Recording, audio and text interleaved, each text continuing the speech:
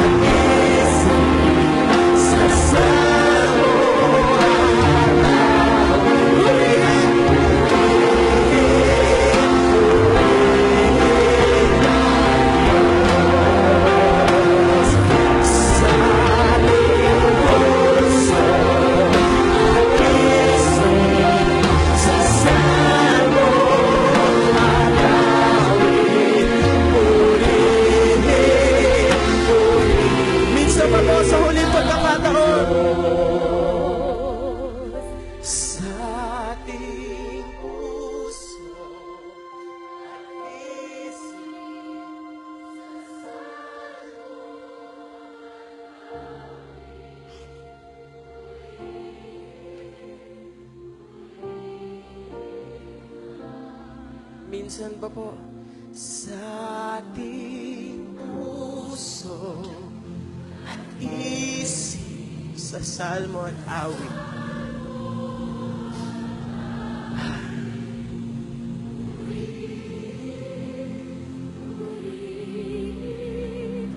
Maaari po bang pasalamatan po natin ang presensya ng Panginoon sa oras na ito? Panginoon, karapat-dapat ka. Ang aming pagpupuri ay sa iyo lamang, O Diyos! Come on, you can do better than that! Woo!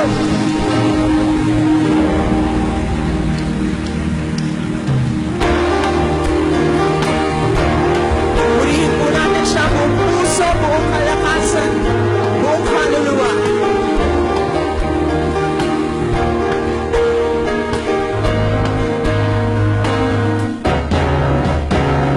Ikaw, O Yahweh, kanti kay mabuti, ang iyong pag-ibig, nananatili. Minsan pa po. Ikaw, O Yahweh, kanti kay mabuti, ang iyong pag-ibig, nananatili. Awit sa saya, luwalhati, ang palakpak sa sigaw, nadakilain, lumabaw sa piling ko, ang kagalakan sa puso ko, noon, ngayon, kailanman, Panginoon. Handa na po ba tayo magpuri sa ating Panginoon ang buong kagalakan? Amen! Purihin ka, O Diyos! Purihin ka, O Yahweh, pagkat ika'y mabuti, ang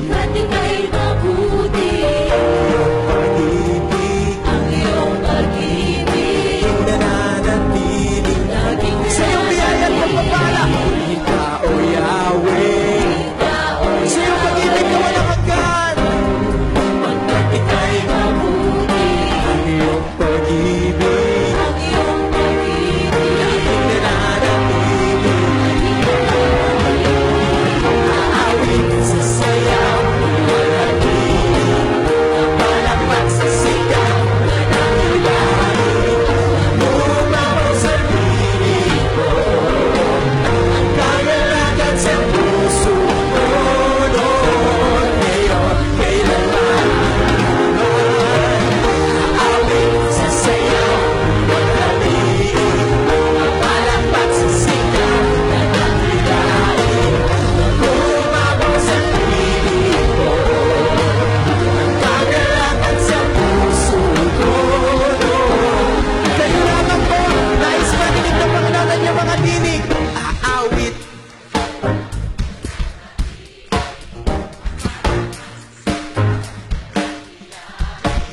Nang gumabaw sa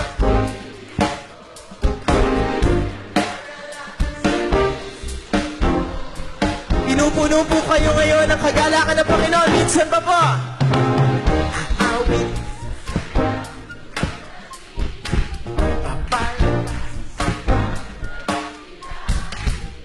Gumabaw sa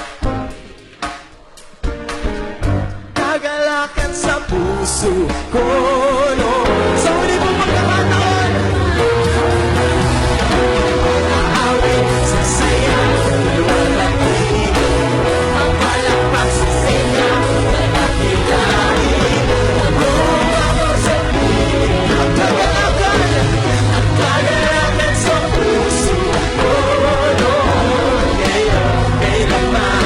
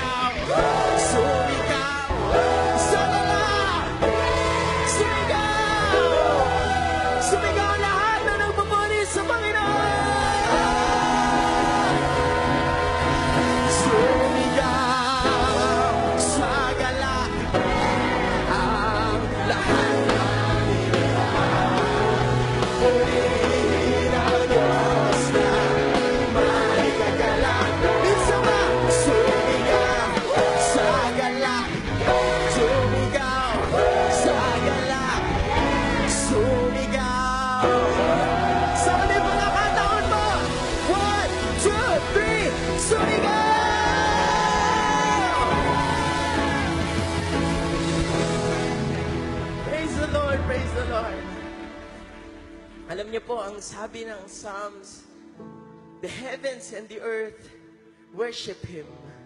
Amen po ba? Pero alam niyo po, bakit po sabi ng John 4:4? Ano po sabi ng John 4:4? John 4:24. Time is coming and is now come when true worshipers will worship Him in spirit and in truth. Ang sabi po doon, for they are the kind of worshiper that the Father seeks. We just imagine it's the heavens and all the angels of heaven worships God. But in John 4:23 it says, for this is the kind of worshipers the Father seeks. Why? Because kayo lang po makakapagsamba sa Panginoon ng may pagmamahal. Sa oras po na ito, tayo po'y umawit at sumamba sa Panginoon na may pagmamahal sa puso. Sino po yung nagmamahal sa Panginoon? Sino po yung nagnanais umawit sa Panginoon?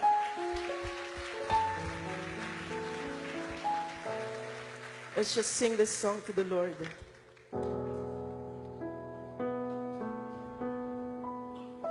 Nais kong umawit, O Diyos, para sa iyo, upang maipadama ang pag-ibig ko. Nais kong ikaw ang maging bukang bibig, ang pangalan mo ang laging naririnig, hanggang mayroong himig, hanggang ako mayroon.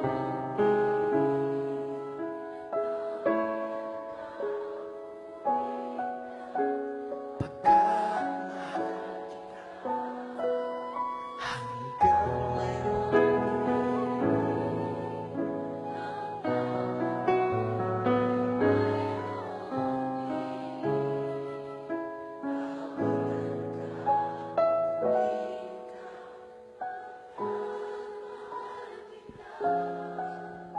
Pagkat mahal kita.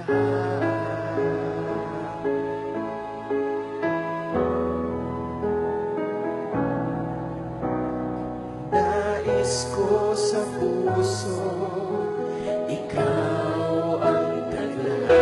Habang ako'y may buhay, mo ang siyang gabay.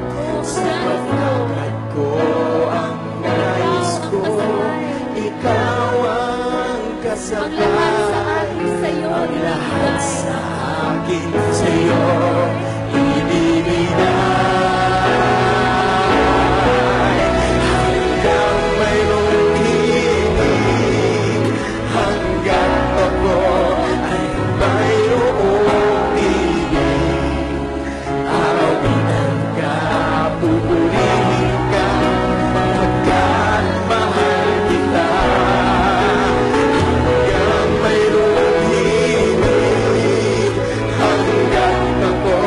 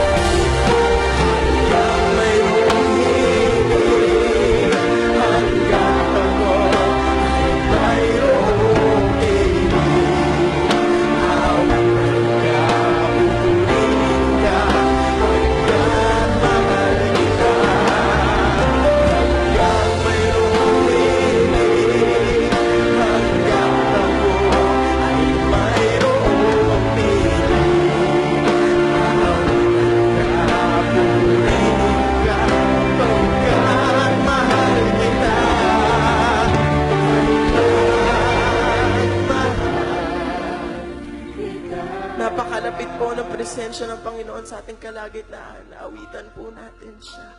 Hanggang mayroong hilig.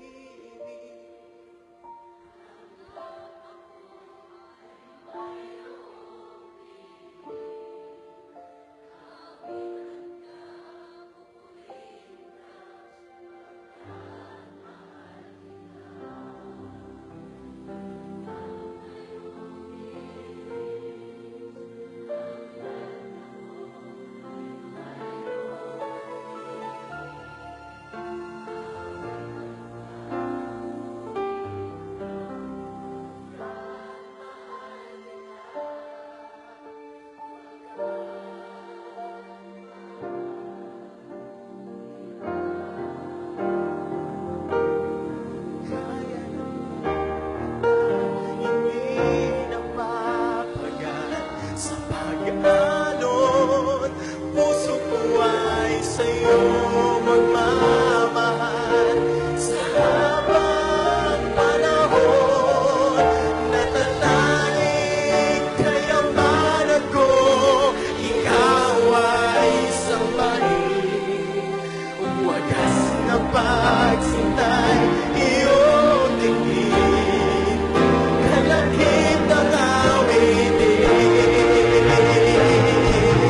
Kaya ng dagat na hindi napapagat sa pag-alon.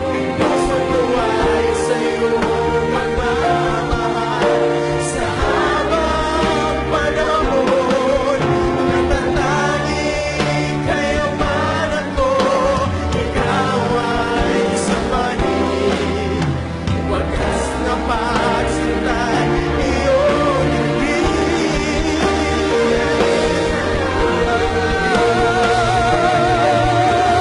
Kaya ng dagat na hindi napapagat sa pag-alon. Puso ko ay sa'yo magmamahal. Natatanging kayamanan ko. Ikaw ay sambahin. Wagas na pagsintay, iyong ibig. Kalahit ang amin. Ngayon naman po sa huling pagkakataon.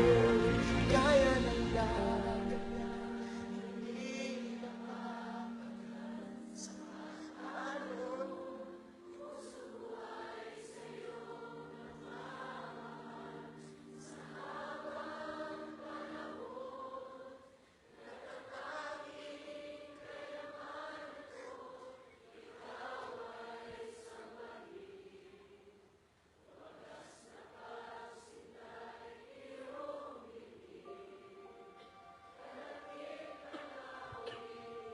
Natatanging kayamanan, natatanging kayamanan ko, ikaw ay sambahin.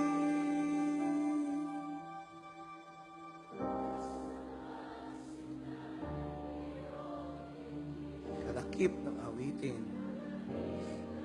Malakas na palakpak po sa ating Diyos ngayong umaga.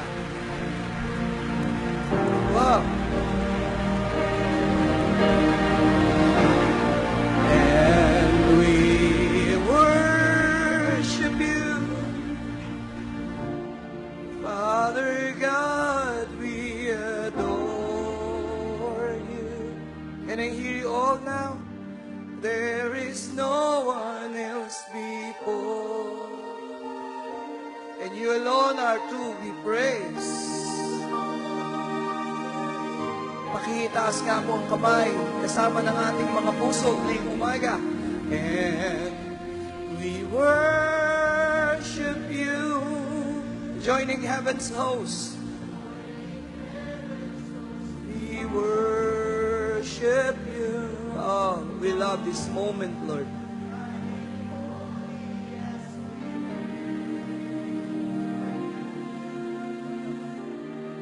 Is our offering. Palapakan natin ang Panginoon 10 segundo pagpalakpak. You are exalted, you're enthroned over all the earth. Malakas na tinig.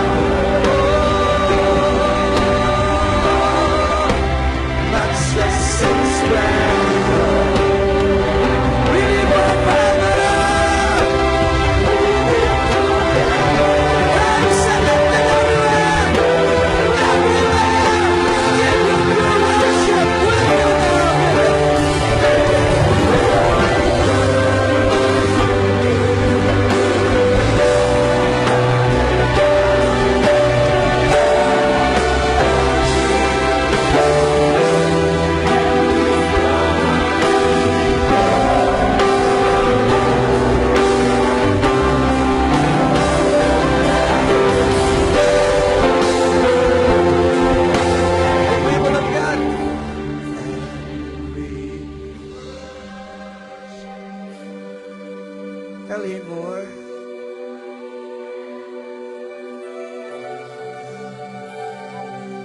Crying holy tonight, this morning. To you is our offering. Pakitaas po ang dalawang kamay. Tell him, this is our offering of praise. This is our offering of praise. One more time, our morning offering, Lord. This is our offering.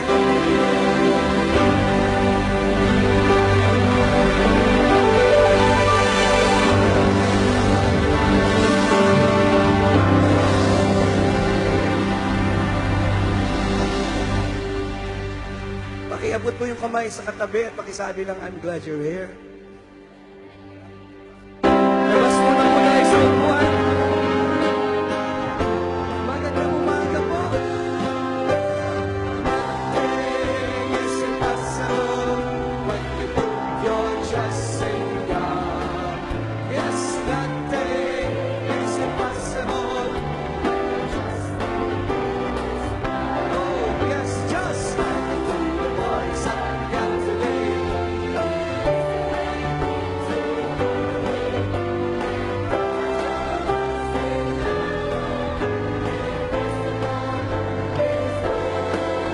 For everything, oh, everything.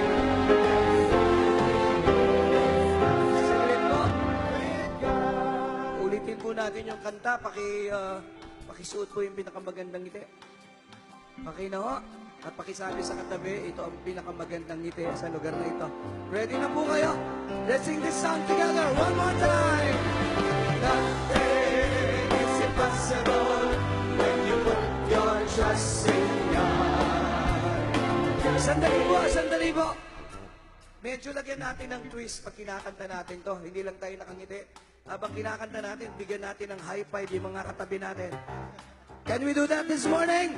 Come on, everywhere! 1, 2, 3. Nothing is impossible when you put your trust in God. Nothing is impossible when you trust in Mas masaya! Hearken to the voice of God today. Is there anything too hard for me? Then put your trust.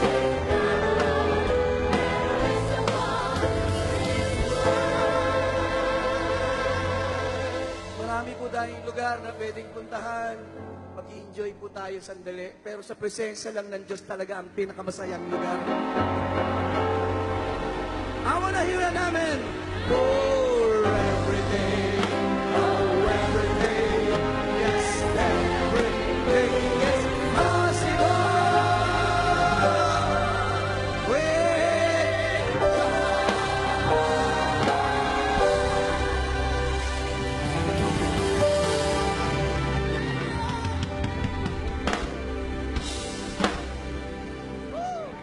You want more? Oh, more daw, Eman. Just one more.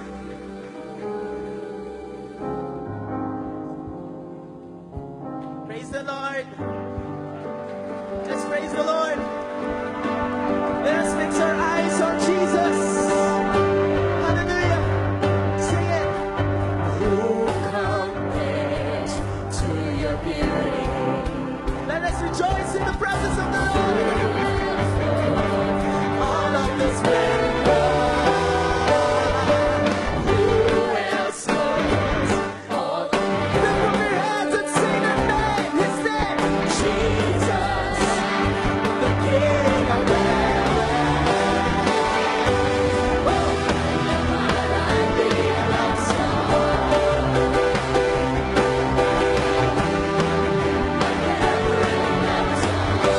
your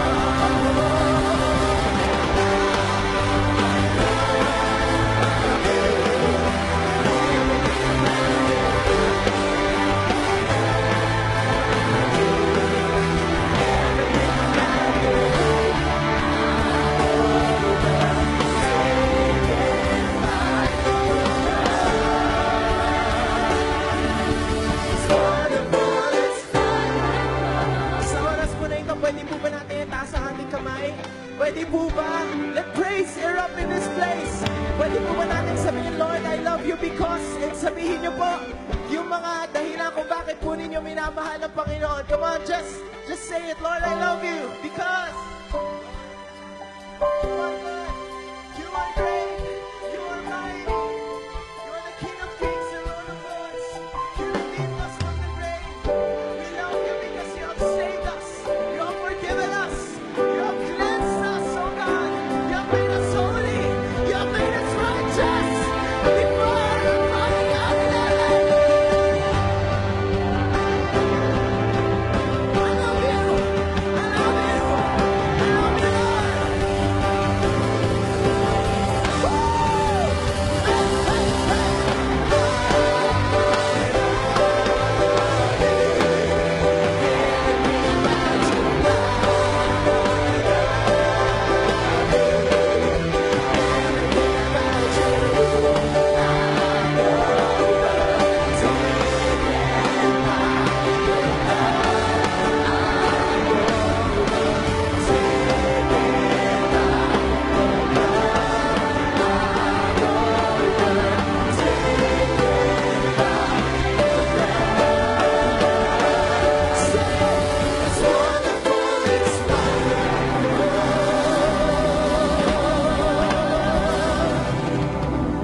Bow your head, please.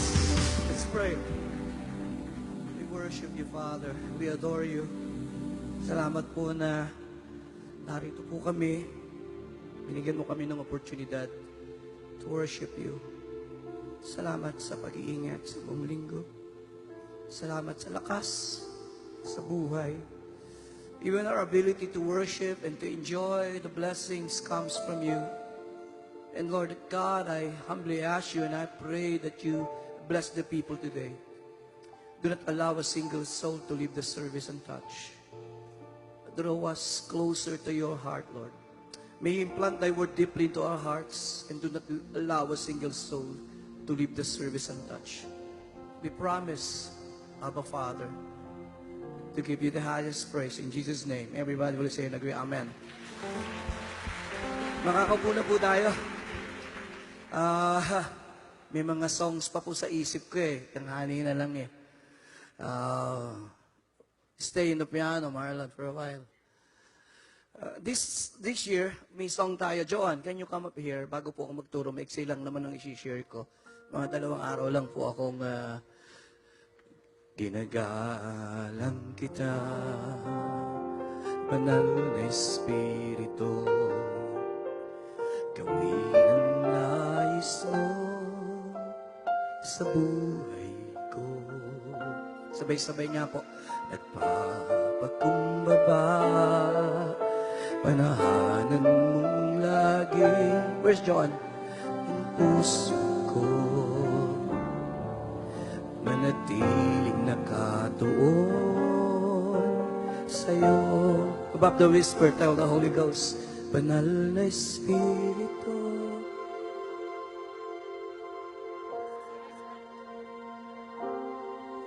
Manatili ka sa buhay ko. Banal na Espiritu.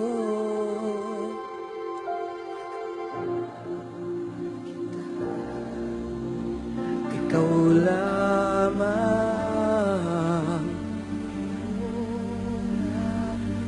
Ito pong taon na to, we introduced our prayer meeting in the afternoon, and sa hindi nakakaalam, ang uma-attend po ng prayer meeting 1:30 in the afternoon is almost 500 people. Puno po itong ibaba.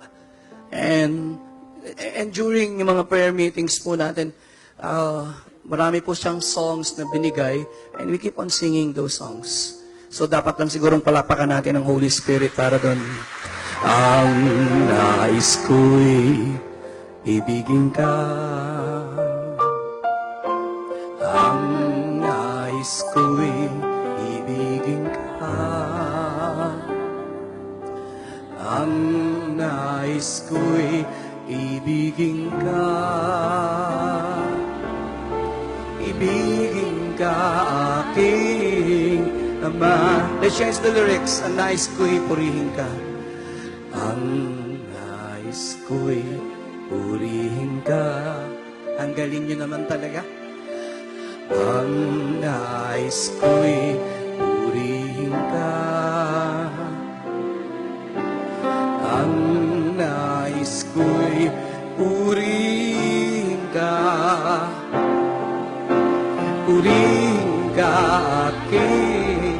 Ito po ang gusto ko sa awit. Buong puso kitang papupurihan. Buong pusong paglilingkuran. Pag-ibig mo na aking naranasan. Ihahayag. I don't know, the Spirit suddenly impressed upon my heart na awitin po yung mga awit. Ang dami po nating awit this year. At hindi po natin sinulat yan kasi gusto natin mag-compose ng awit. Mga awit na suddenly the Holy Spirit plays in our hearts and we keep on singing. Ngayon pong oras na to, thank you Marla, just call you later. Mag-share po ako. For the last 3 weeks po, I'm talking about growing in godliness. And other Sunday, I talk about growing in love. At sabi po ni Amy Carmichael, you can give without loving, but you can't love without giving. Naging popular po yun, yung quote na yun.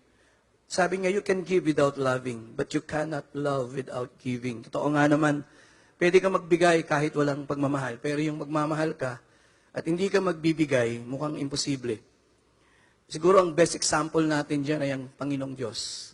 Ang sabi ng Panginoong Jesus, for God so loved the world that He gave His only begotten Son, that whosoever believeth on Him should not perish, but have everlasting life. Siguro, ang topic po natin ngayong umaga ay pinamagandang kong growing. Pagkasabi po, growing in generosity with subtitle po na giving that truly pleases God. Ano nga bang pagbibigay at paano nga ba tayo magbibigay na kapag nagbigay tayo, ang Diyos ay mangingiti pag tinignan yung pagbibigay natin. Tatangkain ko po, samahan niyo po ako this morning, allow me to read 2 scriptures that the Holy Spirit placed in my heart. 2 verses from epistles po ni Apostol Pablo.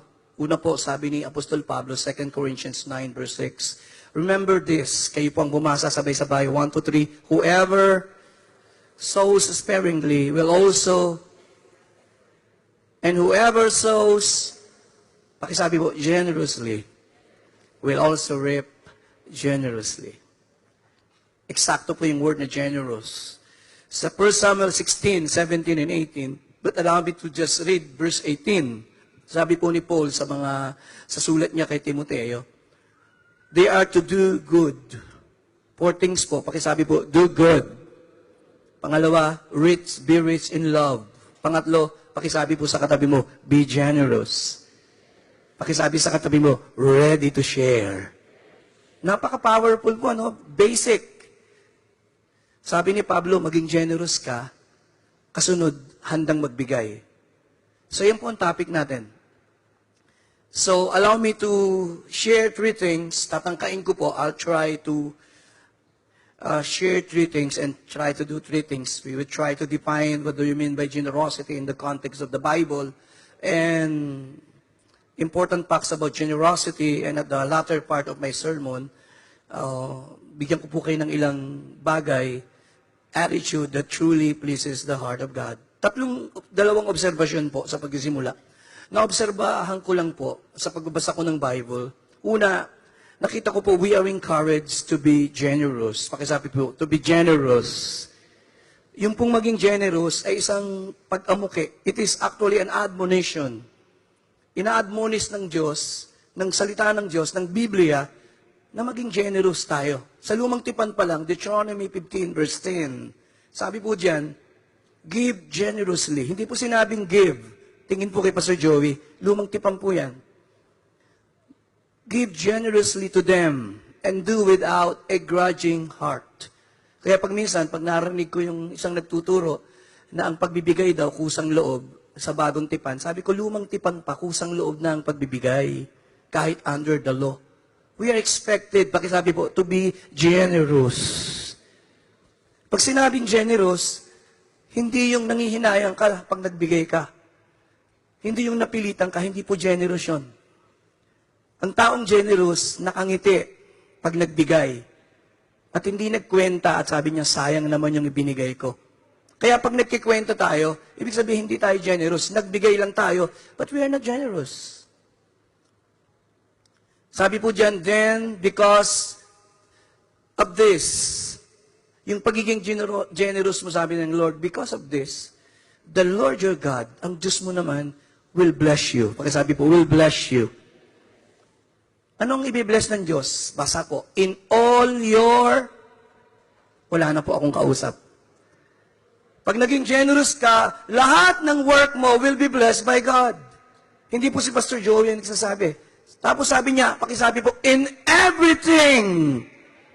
You see, ini-encourage ng Diyos ang generosity sapagkat hindi para mawalan ka. Yan po yung susi for you to be blessed by God. Can you imagine, do you believe the Word of God? Say Amen. Pakisabi po, in everything. Can you imagine, in everything you put your hand to do, God will prosper, God will bless you. And this is the Word of God. Kaya po may isang verse, hindi ko po nilagay dyan, Proverbs 11:25, ang sabi doon, a generous person, pakipakita natin, will prosper. He who represses others will himself be repressed. Basic po yan. Kapag ka naging generous ka, may bless ka ng Diyos. Pag ikaw yung taong nire-repress mo ibang tao, kinokomport mo, nagiging daluyan ka para ma-encourage yung ibang tao, ikaw din, dadating yung panahon, i-repress ka rin ng Lord. So, Old Testament po yan, bibilisan ko po. Sa New Testament, binasa ko na po kanina, sabi po doon, whoever sows generously will also reap generously. Binasa ko na po, to be generous and to be ready. So, when you read the Bible, OT, NT, Old Testament, New Testament, ang Diyos po hindi nagbabago.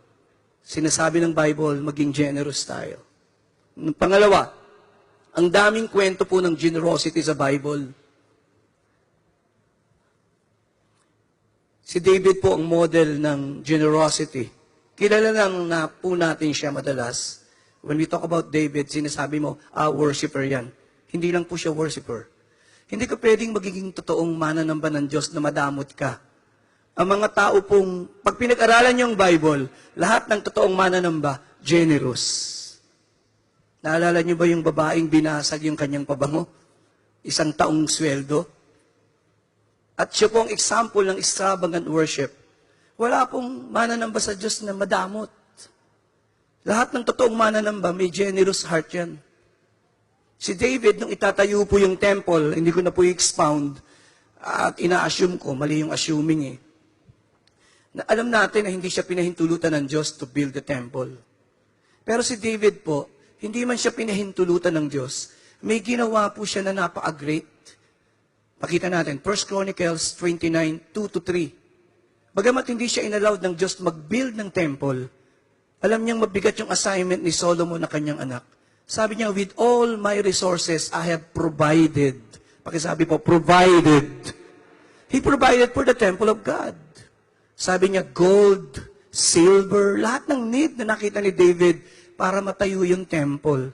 At sa kanyang conclusion, sa verse 3, sabi niya, besides in my, pakisabi po, my devotion.